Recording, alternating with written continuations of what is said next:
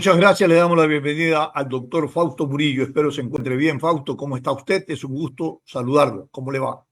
Muy buenos días, mi estimado Stalin. Muy bien y un gusto estar en Atalaya a nivel nacional. Muy bien. Vamos a analizar la crisis institucional del sistema de justicia en nuestro país.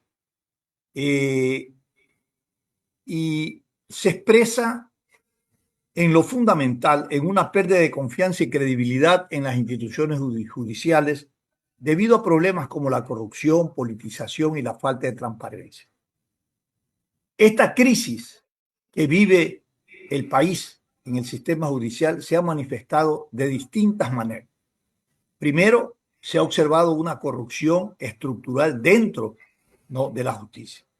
Luego hay la infiltración del crimen organizado en el aparato estatal, incluyendo la policía y el sistema judicial. En ese escenario, quiero preguntarle a partir de su experiencia, ¿cómo atacar, cómo enfrentar este mal social que aqueja el sistema de justicia y debilita la institucionalidad de un sistema, de un Estado de Derecho? Buenos días y bienvenido. Muchísimas gracias. Usted ha señalado con precisión las consecuencias que la ciudadanía percibe del sistema de administración de justicia. Pero estas consecuencias tienen un origen. Fíjese usted desde el año 2023, la inestabilidad de los órganos jurisdiccionales y de los órganos administrativos de la función judicial. Punto uno, Corte Nacional de Justicia, Ya, hoy por hoy, pero 11 vayamos jueces. analizando, por ejemplo, por qué se origina esta inestabilidad, qué elementos configuran para generar este caos, esta inestabilidad en la estructura de la justicia en el país. Precisamente, una Corte Nacional de Justicia con 11 vacantes. Esto quiere decir que están 11 jueces de provincia que han subido como jueces encargados de Corte Nacional. El Consejo de la Judicatura desde el año 2023, con 4 vocales, asumió en el 23 el señor Terán con su mayoría, un año perdido, un año en que lamentablemente los hechos, caso Metástasis, caso Purga, caso Pantalla, han señalado que prácticamente el Consejo se puso a órdenes del crimen organizado, precisamente como usted lo señala. Es decir, que posteriormente, en el año 24, enviaron las ternas, antes estuvo unos meses el doctor Román, inestabilidad, cambios en las direcciones nacionales y provinciales, luego asume el señor doctor Godoy, otra inestabilidad, cambios nuevamente, y no han podido, Stalin, desde el año 2023 hacer un solo proceso, ni de selección ni de evaluación. Ahí toma ventaja el crimen organizado porque ve y dígame una una cosa, institución débil. el señor Godoy debería estar hasta febrero, confírmeme eso. ¿Está prorrogado ya? Además de que están 3 vocales, los 3 están prorrogados en funciones. Al órgano de gobierno lo tienen disminuido. ¿Y quiénes lo tienen? Yo debo decirlo con frontalidad. Los políticos. Los políticos no dejan de meter la mano en la justicia, le tienen disminuida, le tienen sin presupuesto. Imagínese, hasta el momento no se completan las ternas para poner el nuevo o designar al nuevo Consejo de la Judicatura, y eso incide en todos los órganos de la función judicial. A ver, más allá de las ternas, ¿no será necesario un poco replantearse o verificar cuáles son las competencias que se le ha asignado al Consejo de la Judicatura? Porque en vez de aumentar de competencia de control, le han disminuido. Creo que hay un pronunciamiento de la Corte Constitucional en ese sentido. Así es, las potestades están en la Constitución, pero en el año 2020 salió una sentencia de la Corte Constitucional que luego fue objeto de incorporación al sistema legal a través de una reforma del Código Orgánico de la Función Judicial que impide, que prohíbe que el Consejo de la Judicatura pueda actuar de oficio en infracciones disciplinarias gravísimas como es la manifiesta negligencia. El caso este último de la ciudadana de origen asiático que fue secuestrada y luego posteriormente asesinada, ahí hay una actuación de un operador judicial que sin duda, con un análisis de los documentos, se va a llegar a la conclusión de que actuó con manifiesta negligencia, pero el Consejo no puede actuar de oficio en ese caso y ocurre lo que ocurre. La ciudadanía siente y ve que el sistema no está funcionando. Entonces hay muchas cosas que hay que replantear y reformular para que funcione el sistema. Vamos desde su experiencia. ¿Qué cosa debemos reformular y replantear en el caso del organismo de control y de regulación que entiendo debería ser el Consejo de la Judicatura? En primer lugar, conformarlo debidamente. Si lo conforman como ordena la Constitución de las fuentes con los diferentes ternas, se hace el proceso de selección y tenemos 5 vocales, que es lo que impone la Constitución, 5 vocales de las fuentes distintas. Correcto. De Asamblea Nacional. ¿De dónde va a salir la conformación de estos miembros para el Consejo de la Judicatura? ¿Del banco de elegibles anterior? ¿O qué? No, aquí vale la pena aclarar. La conformación del Pleno del Consejo de la Judicatura tiene 5 fuentes actualmente, según la Constitución: Asamblea Nacional, correcto, función ejecutiva, función judicial, ahí dentro de la función judicial, Fiscalía General del Estado, Corte Nacional de Justicia y Defensoría Pública. Correcto. Esto no se ha hecho. Debieron enviar a finales del 2024 las ternas. Hoy estamos ya a medio semestre del año 25 y sigue el Consejo disminuido y con vocales temporales. Entonces, una reforma, prorrogados. A ver, una reforma sería entonces ponerle un techo, ¿no?, a cada uno de los organismos que tienen que enviar sus ternas, y si no se los envía, que diga que ya no tiene representación, pues. Es posible hacer esa reforma, sería una forma de presión, pero hoy por hoy les obliga, el texto constitucional les obliga y dice que deben enviar con la suficiente anticipación hasta antes de que se termine el periodo las nuevas ternas, pero no lo hacen, sí, pero no cumplen. Pero claro, si no lo hacen debe de tener una sanción, pues, pero eso es lo que falta. Lo que pasa es que ahí puede haber si usted hasta esta fecha no envía, señor, no tiene representación en el Consejo.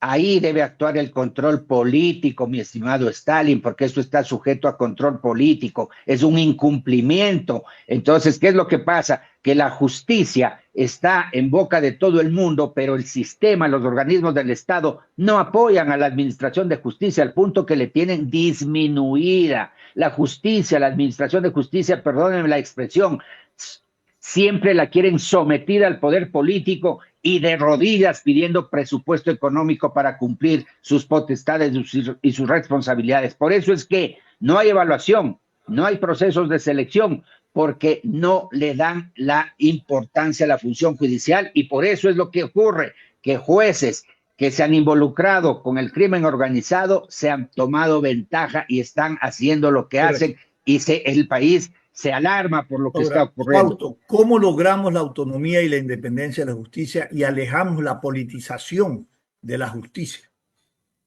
Cumpliendo la Constitución. Hay un principio que ordena y que dice que debe respetarse la independencia interna y externa de la función judicial, es decir, que las otras funciones no tienen que meterle la mano a la función judicial, que internamente los órganos de control, de administración, como es el Consejo de la Judicatura, no puede influir en la decisión o en la independencia de los jueces. Hay que cumplir las normas, que si se tiene que enviar las ternas, se tiene que enviar, que si se tiene que hacer procesos de selección, se tiene que dar el presupuesto para que puedan hacer el proceso de selección. Si se tiene que modernizar, se debe dar recursos para implementar sistemas tecnológicos de actualidad que puedan dar respuesta a la cantidad de procesos que ingresan. Le doy un dato. Hasta cuando yo estuve, más o menos, ingresaban 800,000 juicios al año. Tenemos 2,000 jueces. Faltan como sobre los 500 fiscales.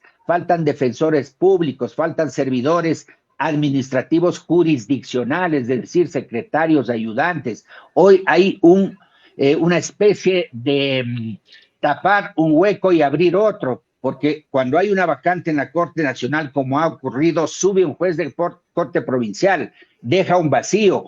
El juez de primera instancia sube a la Corte Provincial, pero queda el vacío en los jueces de primera instancia. Está colapsado el sistema de administración de justicia. Los jueces no alcanzan a despachar, y para el colmo de males, hay jueces que se desvían, fiscales que se desvían y se ponen del lado del crimen organizado, de la corrupción, de la delincuencia, y no se ponen del lado de la justicia, de la legalidad. Esa es la realidad, penosamente, mi estimado Stalin. Ese diagnóstico frontal que nace del conocimiento de su gestión y de su rol que jugó en el Consejo de la Judicatura, tiene que hacernos pensar de que debemos de ir a una profunda reforma estructural dentro de la justicia, pero que lamentablemente quienes tienen que aprobar las reformas estructurales son aquellos que han mantenido este estado, ¿no?, de intervencionismo, que es la política frente a la justicia. Entonces un poco como que pensamos, ¿cómo le pedimos que al ratón que no se coma el queso? Exactamente, pero tenemos que haber voces críticas, voces que señalemos lo que está ocurriendo. Yo no tengo sino un interés de que la función judicial recupere su valor, recupere su institucionalidad y pueda la sagrada misión de administrar justicia que espera el ciudadano se concrete. Yo no tengo otro afán ni aspiración alguna, Claro, pero sí puedo señalar. También. Claro. Pero exactamente, pero sí puedo señalar con frontalidad lo que está ocurriendo y quienes le impiden a la función judicial tener los recursos suficientes y tener la independencia. El tema, José, doctor Murillo, es que son pocos los que tienen la autoridad ética y moral para enfrentar y decir las cosas, no como usted las dice, frontalmente. Todo el mundo esconde debajo de la alfombra la basura, porque siempre están contaminados de esa basura, y esto es lo que pasa en el país.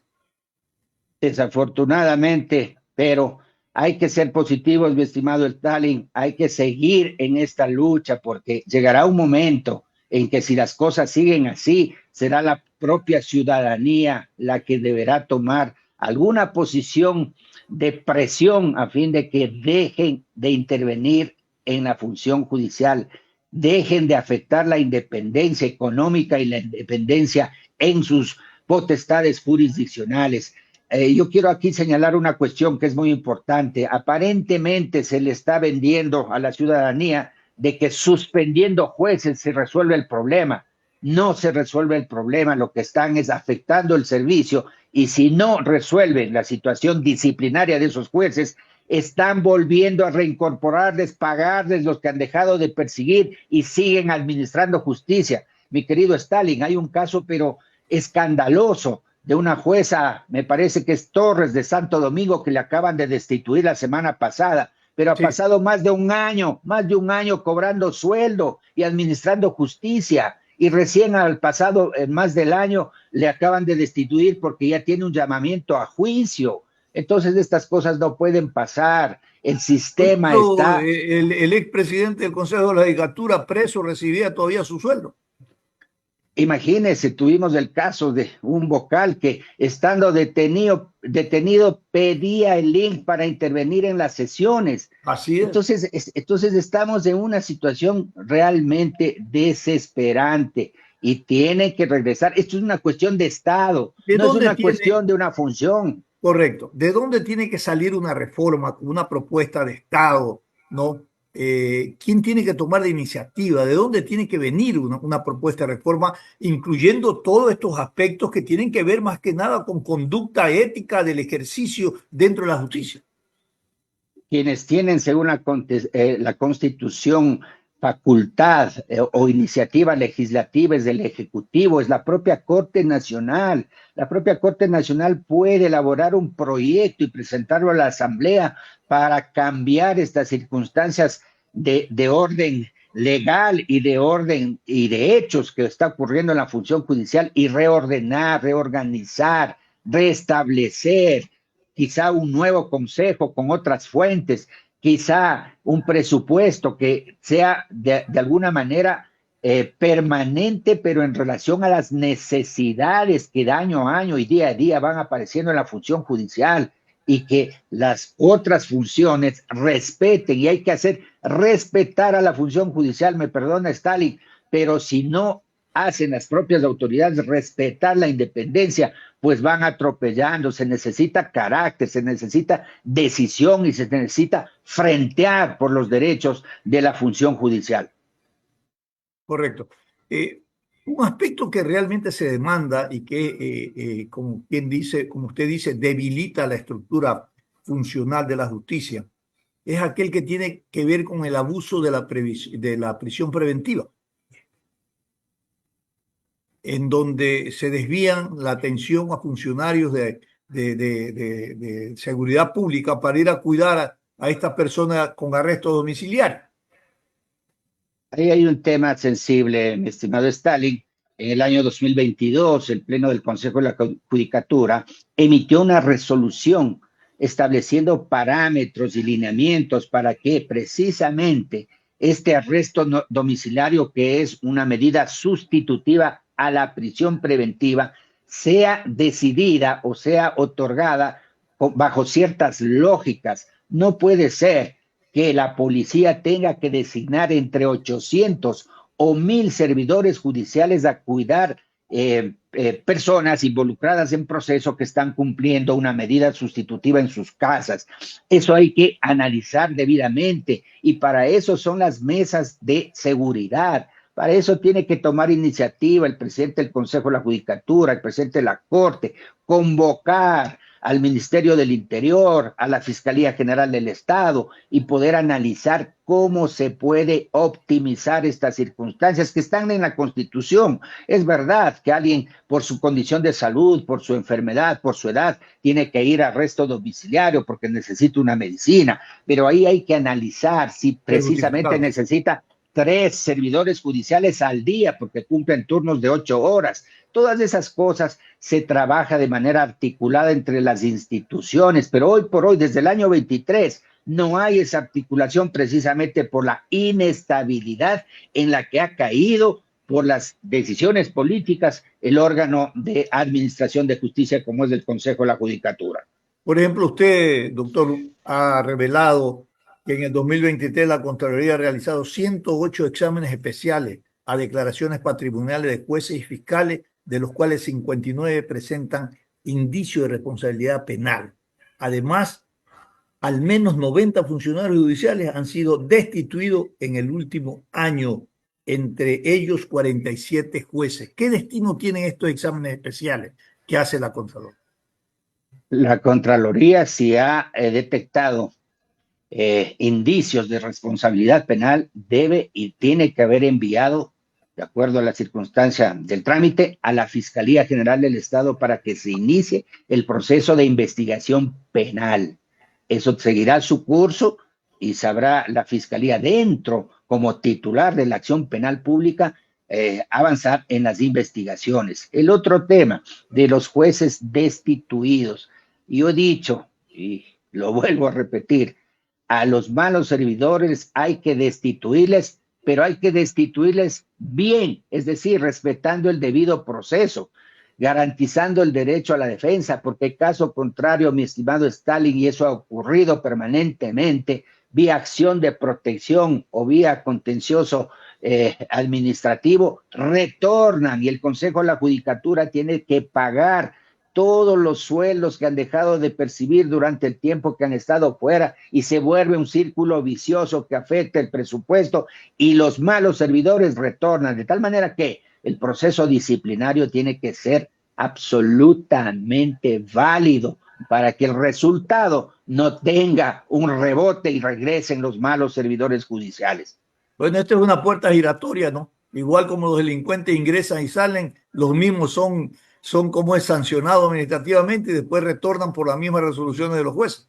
Pero hay casos en que no usted tendrá presente, y en Guayas especialmente tendrán presente el caso del juez Tamayo Arana, Roca Yagual, Martínez Olivares, en las que el Consejo de la Judicatura no solo los destituyó, denunció y se presentó como acusador particular y estuvo pendiente hasta que se dictó la sentencia de última instancia, inclusive la casación, y hoy por hoy tienen que cumplir pena de prisión por prevaricato, que si no me equivoco está para 3 años. A ver, pero eso sí se puede hacer entonces, pues, ¿por qué se no puede hace hacer con los otros casos? Nosotros lo Es un problema demostramos que se puede hacer. entonces un tema conductual, ético del ejercicio de la administración de la justicia. Es un tema de tener la convicción y la entereza para hacer las cosas.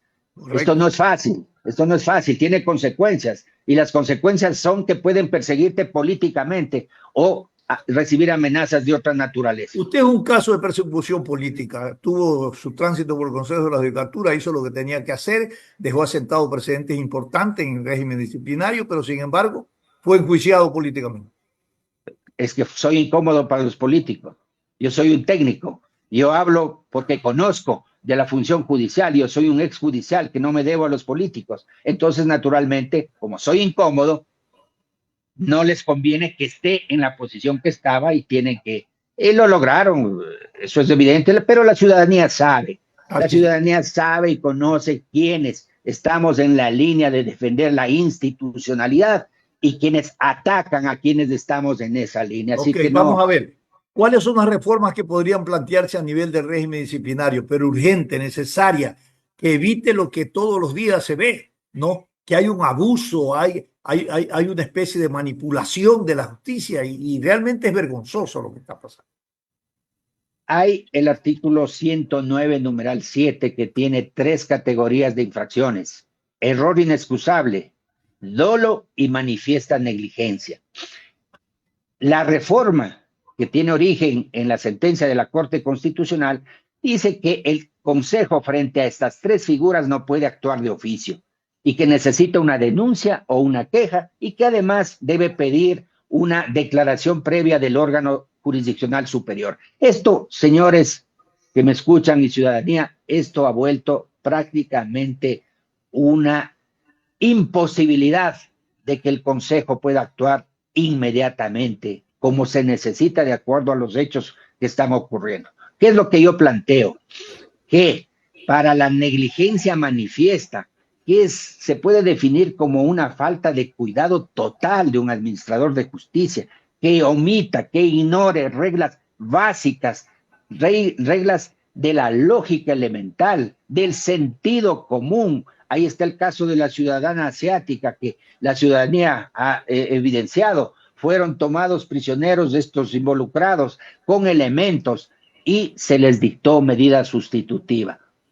Eso debe analizarse desde el punto de la negligencia manifiesta. Por eso es que yo digo, para esta figura disciplinaria de negligencia manifiesta, debe hacerse una reforma a fin de que el Consejo pueda actuar de oficio, no necesitar denuncia, no necesitar queja y tampoco declaración jurisdiccional previa del órgano superior, que puede llegar tarde o nunca y dejar en la impunidad estas actuaciones de gente que se desvía del deber ser y hace lo que hace y daña a la función judicial, desprestigia a los buenos jueces. Créame, Stalin, yo he conversado, los buenos jueces serán los primeros en aplaudir la depuración, porque el desprestigio es para los buenos y para los malos. Entonces, aquí hay que tomar una posición franca y directa.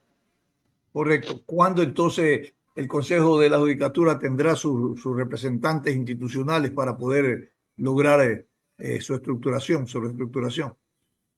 Depende del Ejecutivo, del Legislativo. Fiscalía ya tiene su terna, de la Defensoría Pública, de la Corte Nacional, que también ya tiene su terna, y depende del Consejo de Participación Ciudadana, que lleva adelante el proceso de selección, que tampoco es tan complicado. Lo que necesita es presupuesto y decisión.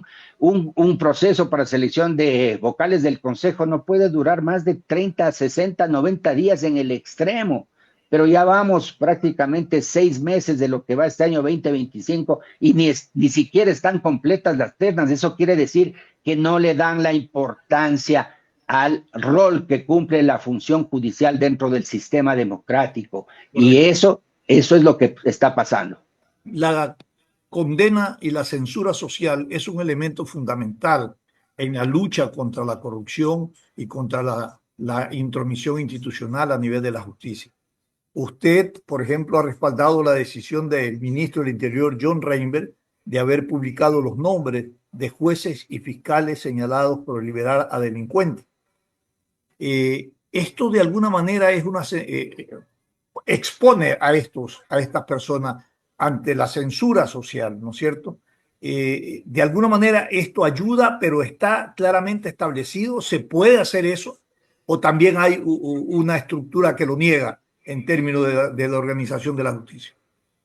Yo lo que he dicho en alguna entrevista es que me parece que el ministro ha actuado con entereza y siente esta angustia ciudadana de ver que los delincuentes entran y salen, y ha tomado ese camino de exponer a los servidores judiciales. Ese es un tema sensible, es un hecho, pero él lo ha dicho, lo ha señalado y ha cumplido. Pero yo lo que he agregado es que no es suficiente con esa posición.